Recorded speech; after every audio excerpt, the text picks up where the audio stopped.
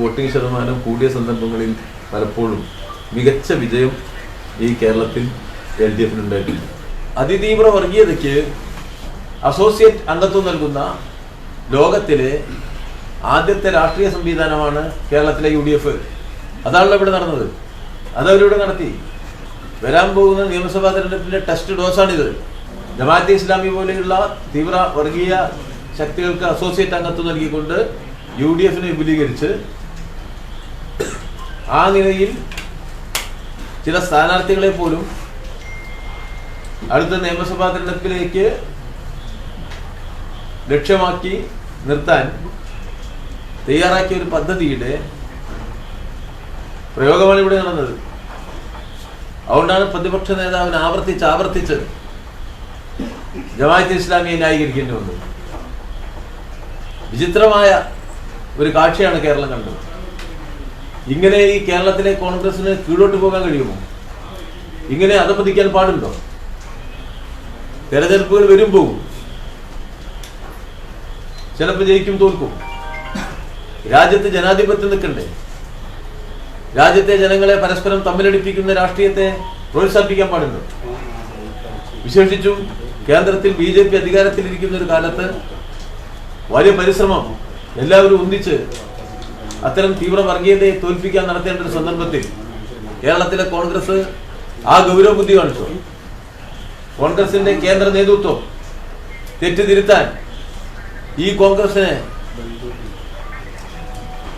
അവർക്ക് ആവശ്യമായ നിർദ്ദേശം നൽകിയോ? പ്രേരിപ്പിച്ചോ?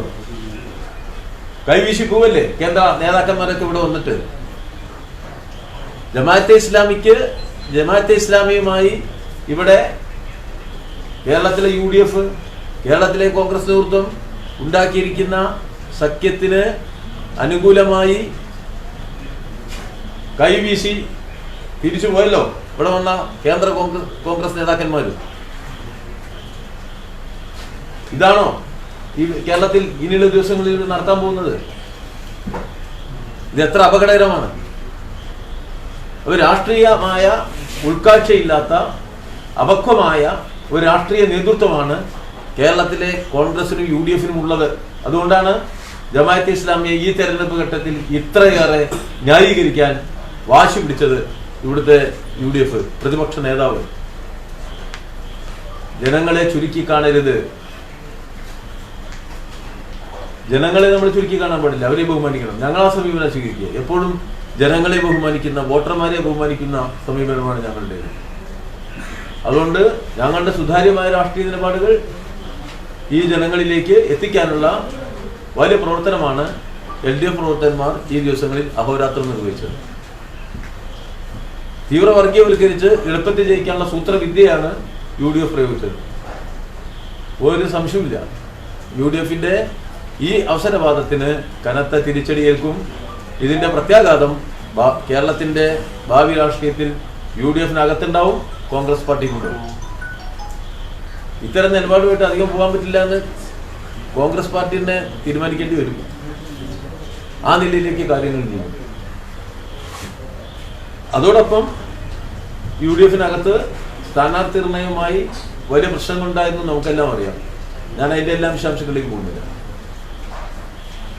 പക്ഷേ അവസാനം വരെ പാളയത്തിലെ പട ഇല്ലാതാക്കാൻ UDFന് കഴിഞ്ഞിട്ടില്ല. LDFന് അനുകൂലമായ ഒരു പ്രധാന ഘടകമാണ്.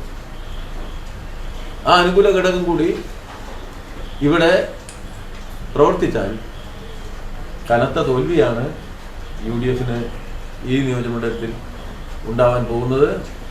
ആ തോൽവി ഞങ്ങളെ സംബന്ധിച്ചിടത്തോളം ഞങ്ങൾ കാണുന്നത് നാടിന് ആശ്വാസമുണ്ടാക്കുന്ന ഈ കേരളം തെറ്റായ വഴികളിലൂടെയെല്ലാം ശരിയുടെ നേർവഴികളിലൂടെയാണ് സഞ്ചരിക്കുക എന്ന് ഉറപ്പാക്കുന്ന ഒരു തിരഞ്ഞെടുപ്പ് ഫലമായിരിക്കും അത്. കേരളത്തിൻ്റെ മുഖ്യമന്ത്രി സഖാവ് പിണറായി വിജയൻ്റെ നേതൃത്വത്തിൽ ഇപ്പോൾ നല്ല സമാധാനമുള്ളൊരു നാടാണിത്. നല്ല നിലയിൽ എല്ലാ ജനവിഭാഗങ്ങളുടെയും ഐക്യവും സ്നേഹവും സൗഭാത്രഭാവവുമുള്ള ഒരു നാടാണിത്. അങ്ങനെയുള്ള ഈ നാട്ടിൽ ആ സമാധാനം പുലരുമെന്നും നമ്മുടെ നാട് ഇന്നത്തെ സവിശേഷമായ സാഹചര്യത്തിൽ സാധാരണ മനുഷ്യൻ്റെ ജീവിതത്തെ മെച്ചപ്പെടുത്തുന്നതിന് വേണ്ടിയുള്ള മുൻകൈയെടുത്ത് സമഗ്രമായ കേരളത്തിൻ്റെ വികസന വഴിയിൽ വേഗത്തിൽ സഞ്ചരിക്കാൻ പര്യാപ്തമാവുന്ന തരത്തിൽ കേരളം മുന്നോട്ട് പോകണമെന്ന് നിലമ്പൂരിലെ വോട്ടർമാർ പ്രഖ്യാപിക്കുന്ന വിധി എഴുതുന്ന തിരഞ്ഞെടുപ്പ് ഫലമാണ് 23-ാം തീയതി ഉണ്ടാവാൻ പോകുന്നത് എന്നാണ് ഞങ്ങളുടെ പ്രത്യാശ. അത് സബലീകരിക്കുമെന്നാണ് ഞാൻ കരുതുന്നത്. സാർ, ഈ പോളിംഗ് ശതമാനം ഉയരും എന്നുള്ളതാണ്. നമുക്കൊരു കണക്ക്, ഫൈനൽ കണക്ക് വന്നില്ലെങ്കിലും പ്രത്യേകിച്ച് നഗരപ്രദേശത്ത് കൂടുന്നുണ്ട്, മലയോര മേഖലയിൽ കൂടുന്നുണ്ട്. അപ്പോൾ പൊതുവിൽ ഈ കനത്ത മഴയുണ്ടായിട്ടും ഇത്രയും പോളിംഗ് ശതമാനം ഉയരുമ്പോൾ സാധാരണ ഇൻഡിക്കേഷൻസ് നമ്മൾ പറയും കൂടിക്കഴിഞ്ഞാൽ അത് UDF അനുകൂലമാണെന്ന്. അത് ഇവിടെ ആപ്ലിക്കബിൾ ആവുമോ എന്നുള്ളതാണ്. ഇപ്പം ബൂത്ത് എന്നുള്ള കണക്ക് ഏതാണ്ട് വന്നു തുടങ്ങിയിട്ടുണ്ടാവുമല്ലോ.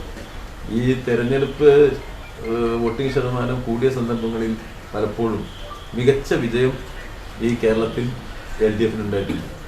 നിയമസഭാ തെരഞ്ഞെടുപ്പിൽ എല്ലായ്പ്പോഴും മികച്ച പോളിംഗ് ആണുള്ളത്. ആ മികച്ച പോളിംഗ് ഉള്ളപ്പോഴെല്ലാം LDF നല്ല വിജയം നേടിയിട്ടുണ്ട്. ഇപ്പോൾ 2021 തെരഞ്ഞെടുപ്പിലും 2016 തെരഞ്ഞെടുപ്പിലും ഒക്കെ മികച്ച പോളിംഗ് ശതമാനം, ഇതിനേക്കാൾ കൂടിയ പോളിംഗ് ശതമാനങ്ങളാണ് അന്നുള്ളത്. അന്ന് ആ പോളിംഗ് ശതമാനം കൂടിയപ്പോഴൊക്കെയല്ലേ നമ്മൾ ജയിച്ചത്. അതുകൊണ്ട് ശതമാനക്കണക്കിൻ്റെ പേരിൽ ഭയപ്പെടുന്ന ആളുകളല്ല ഞങ്ങൾ. ശതമാനമാണ് കാര്യങ്ങളെ തീരുമാനിക്കുകയെന്ന് പറയാനും കഴിയില്ല.